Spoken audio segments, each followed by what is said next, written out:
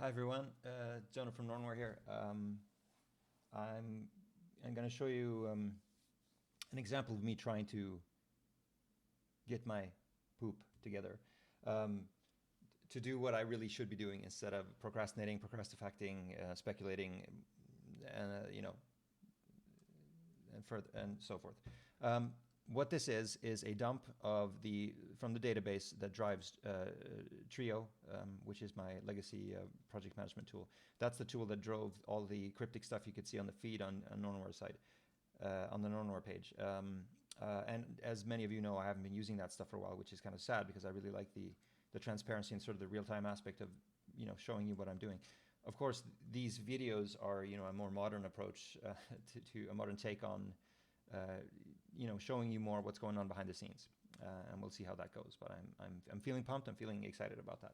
Anyway, I have 461 lines, which means there are 461 tasks left in the system that are related to Space Beast Terror Fright. And in the interest of finishing Space Beast Terror Fright and moving on to bigger, better things, I'm going to try to be really aggressive about looking at these and deciding which ones to keep and which ones to throw out, right? Interestingly enough, the reason I kept these primary keys here is that they give some kind of indication of when was this task, or the order that these tasks were created. There's sadly no timestamps. I don't have any timestamps on when things were created, but some of these things are probably really, really old and like speculative, all the way back to demo days, early access days, and when I didn't really know what the game wanted to be or what it should be, and so forth. But I'm going to go through live, with my pants down, so to speak, and just show my reasoning on all of this stuff in the interest of, first of all, what's left to do, at a speculative level, and then to actually rip and tear through it and make sure that nothing that's unnecessary is in the path of completion here. So let's go. Queen mechanic. I'm assuming that means that there should have been some sort of alien queen. That's not going to be in this project. And before you complain or feel bad, the future is full of possibilities. I've been saying in the forums that there most likely will be a sequel to Space Beast Terror Fright, and I'm still feeling that way. I'm still feeling very, very excited about it. I've been during the summer, I've been doing a lot of speculative world building tests and thinking about different ways to for all the awesomeness that Space Beast Terror Fright 2 or whatever it will be called should be.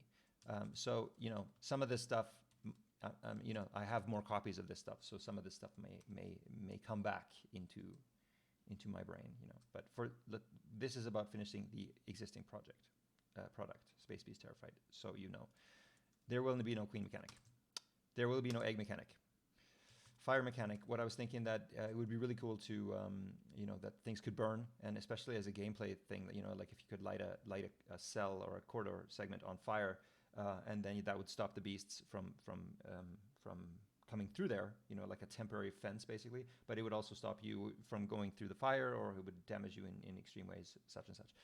The main reason to not do that is the way that the dynamic lighting works. I don't expect it necessarily to be super possible to do a good fire mechanic in the current renderer, but I'm very interested, in the future. I think that might be a really good gameplay thing. So maybe in the future.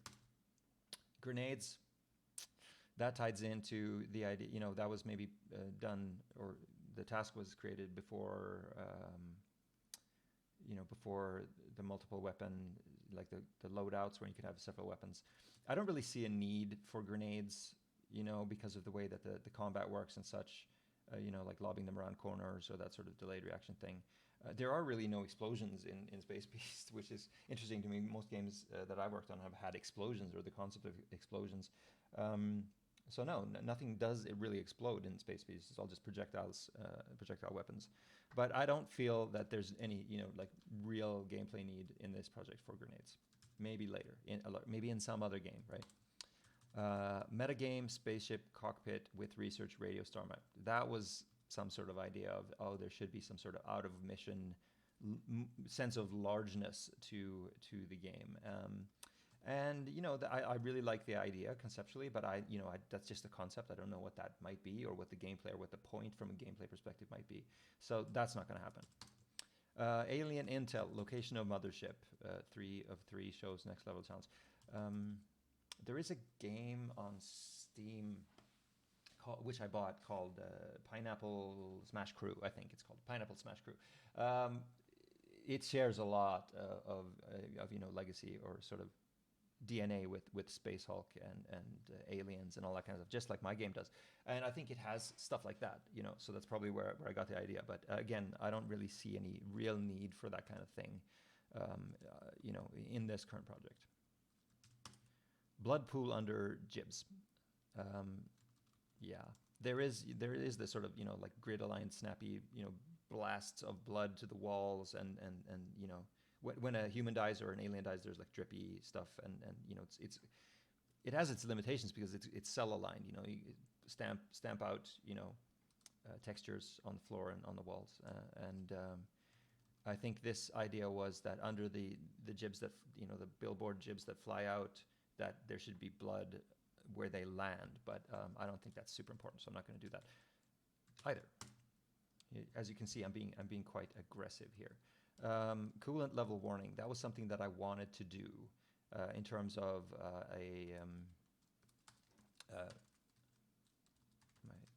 voice announcements. So that's like the general computer voice that's saying, oh, warning, you must evac. That happens once the reactor starts overloading. I was thinking that it might be cool to just for flavor, to put in like, oh, the reactor shields are cycling, and warning, coolant, 25% coolant, you turned off, blah blah blah, that sort of thing. I'm going to keep that one because I like it, and also because it goes under the sort of under the final audio polish sort of category, and that's something that I'm thinking that I would like to do. So I'm going to keep that one, at least for now, at least on this first pass. More props. Yeah, that was because that was more like, well, props, when I talk about props, it's like typical traditionally modeled 3D meshes that could be put into level styles. And the most classic one is the space copier. What I basically did was I went on TurboSquid and I looked for free models, and everything that was sufficiently low polygon and that I thought was, relevant to a sort of spacey interior setting. I guess that could be discussed when it comes to photocopiers in Space Beast Terror Fright. But, more props or not. And that sort of relates into, like more level styles. And I would say that with the work that I did with Stan Brown early 2020, I think that covers what I really wanted to do. I don't really feel like, oh, there needs to be more props in general. I sort of tend to like what's been done with the basic, with the more low poly general structural stuff that's in there. So I'm not going to do anything specific there. General full screen bloom. That's sort of like a glow thing. I don't think it needs it. It's like the Tron 2.0 thing. Not for this project. Don't need it.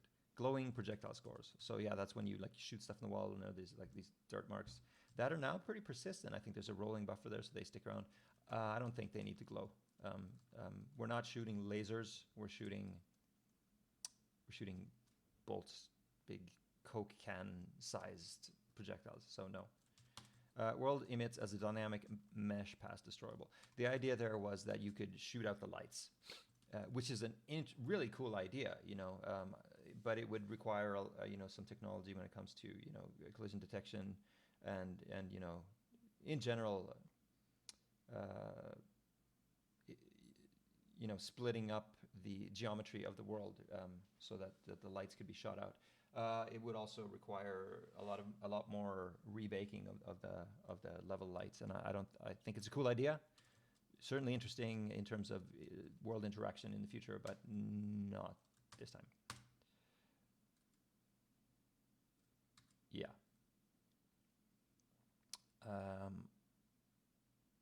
explosive barrels level elements. And again, really cool idea. Not this project. Play as Beast. Really old idea. Can you play as the monster, you know, or as the Space Beast? That was a very early idea when I didn't really know the depth of the scope of the project. And since then I've consistently said, let's not do that, because I think it undermines the fear factor. I think it undermines the fear factor directly of the Space Beast, and that's the main reason not to do it. I think there would be some fun gameplay there, and it certainly gets into, you know, where I was in terms of thinking, how much is this game a single player game versus a multiplayer game. Initially, it was certainly designed as a single player game. It's always the case that I wanted it to be playable as a single player game. Over the years, obviously the community has found that it's a lot of fun in co-op, and you know, and to the point that people will tell me that, oh, your game is designed as a co-op multiplayer game, which it really isn't. But of course, I really want to support that aspect of it as well. So in terms of that kind of stuff and community stuff and the whole meta social aspect of multiplayer, it really might be fun, you know, play as Beast. I know a lot of people talk about AVP, the old Alien vs. Predator 2, which was apparently a lot of fun when you could play as the monster. But I'm thinking, you know, conceptually, no, I want to keep the fear factor. I don't want you to play as Beast. And also, in the end, it's a can of worms when it comes to mechanics. It's like, it's just, you know, requires a lot of Q&A, a lot of testing, a lot of iterations. And it's also one of those things that I would say there's no point in doing that. Maybe that's another game, though. You know, what I'm thinking about is you're playing as the Space Beast in single player. And if I had some, you know, real ambitions about, oh, I want you to be able to play as a Space Beast in single player versus, you know, AI controlled Space Marines, then I would probably consider it. But I haven't really been thinking about that. If you want that kind of fix, certainly go play Carrion, a new game, a relatively new game released by Devolver. So good. It's a reverse horror game. You play as the monster, and so it's just fantastic. So that, I think that's covered. So I'm not going to do that anyway. Role Commander. That's sort of the Lieutenant Gorman in the APC take on stuff. You know, from the movie Aliens. Super tense scene. It's really, really well done scene. But that's also, the idea came about, you know, early on, like, what is the scope of the game? How big should the game be? Blah, blah, blah. It's sort of, you know, you can do it with the map room, which I just added, you know, for flavor in the game. It doesn't really have any function. But, you know, I've been hearing tell of people sort of doing that kind of thing anyway, you know, like even to the point of looking at the live grid in the multiplayer pub and you know, with 1 second snapshot information over Discord telling people, oh, go left, go right, watch out behind you, that sort of thing. You can do it in the map room, you can do it in the pub. Players have sort of found ways to get their fix when it comes to that things. And I don't have anything specific planned for it, so I think it's not anything I'm going to do anything more with. In a way, map room is my sort of concession there. So, yeah. Overmind, that's sort of like the reverse idea. If you could play as Beast, you could play as some sort of, basically, play as the rules, because there is code in there that you know, that manages things like when should the breaches happen and when should beasts spawn out of these breaches. It's very, very simplistic. It's just based on timers. But that is something that I thought was kind of interesting, that you're playing as the spaceship, basically. You're playing as the environment. And that's, I think that's a little bit unique. I'm not going to put it in this project, but I think that's one of those things that should be thought about in the future. And again, this isn't my only copy of this stuff, so I will reassess all that stuff again for future projects. User option for little sentry cameras on screen. Cool idea, because I can do picture-in-picture. I have perfect information. There is, you know, there's like rendering cost stuff to that. It's just flavor and how many fit on screen. You know, there's a lot of implications there. It's possible and it's cool and it's sort of, it fits the, you know, it fits the vibe of everything. But yeah, and that's why it's here. But I don't think I'm going to do it. Scenario versus evil Marines. Yeah, that's the idea of, instead of you're fighting Space Beast, you're fighting other looters, so to speak, that are doing the same thing as you are. That goes along the line of, you know, like the deathmatch mode, the PvP mode. In terms of vibe, you know, I wasn't thinking that it would be player versus player, you know, that's not what I'm thinking, but it had, we did try out that sort of, what's it like if you're playing versus enemies that shoot projectiles and sort of are the same as you are. Really changes the game up. Maybe not the game that I'm making right now, but certainly maybe in the future. It's a, you know, it's like because a lot of shooters are like, you're certainly, like my favorites like Halo, you are certainly fighting monsters to a large extent that also have projectile weapons, and that gets you into cover gameplay and that sort of thing. I really like Halo's take on it.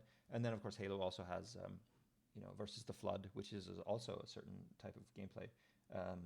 But then again, you know, the bigger and badder Flood enemies also start using projectile weapons. So it's certainly a different kind of game, and I think it's a can of worms. I think I would love to do that kind of game, but not for this one. This on beach versus aliens. This is something, again, I want to look at in the future, because, you know, like, what happens if you go outside? This game is, of course, extremely corridory. You're stuck inside. It's very cramped. What would happen if you go outside? And my immediate take is basically, if they have line of sight to you, as many of you have seen in a lot of the user maps, you're just dead, because they beeline to you and you're dead. So it might be the case that there's not really a lot of gameplay there. I'm also thinking about the movie Edge of Tomorrow, if you haven't seen it. Like, there's a lot of really good scenes there and scenarios, and it sort of has a sort of a Space Beast Terror Fright vibe. Certainly an interesting scenario. I don't know how it would work out gameplay wise, but not for this project. This is also along those lines. I'm going to cut after this. Colony, outdoor and indoor. So if you think about in the movie Aliens, when they're landing, and you're like, oh, it's raining, and you can go between indoor and outdoor. You know, in the movie Aliens, there was never any actual combat or any sort of scenario where they were outdoors and the aliens were running at them. For many reasons, I think, but that's along the lines of, you know, being on the beach, and like, what are the implications of gameplay, or do you just get swarmed, you know, that kind of thing. The game Colonial Marines, I recall, or a lot of the Alien versus Predator stuff as well, also had, you know, indoor outdoor stuff, and it sort of changed the dynamic, I guess. You know, I really like the verticality ideas, you know, like when aliens can run on walls and go up high and you know, come from above, and really a lot of that kind of stuff is what I want to, some of the main things that I want to look at for Space Beast 2, you know, the more and more rich worlds, indoor, outdoor, all that kind of stuff. That, I think, is really one of the things that excites me the most about making another Space Beast game, is like looking at greatly disparate just physicalities or geometries that you're forced to deal with the monsters in. And I'm just generally expecting that stuff to make it much harder, even harder than this game is, you know, because if they're coming from above or below and you have to watch your more of a 360 sort of, you know, sphere of space, I think it'll be really cool, and of course really masochistic, but not for this one. I'm going to cut this here in the interest of keeping videos short.